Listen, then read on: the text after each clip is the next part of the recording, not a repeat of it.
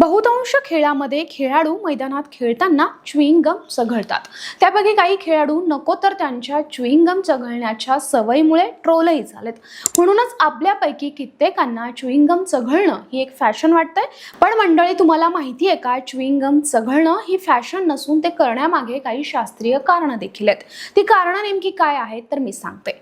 तर chewing gum चघळल्याने मन एकाग्र होतं, त्यामुळे मेंदूला चालना मिळते आणि मेंदूला चालना मिळाल्याने बारीक सारीक गोष्टींवर लक्ष केंद्रित होतं आणि फिजिकल ऍक्टिव्हिटी वाढते. त्यामुळे शरीरात रक्तप्रवाह वेगाने होतो, हृदयाची धडधडही वाढते, परिणामी मेंदूला चांगल्या प्रकारे रक्तपुरवठा होतो. तसंच च्युइंग गम खाल्ल्याने वजन कमी होण्यास मदत होते.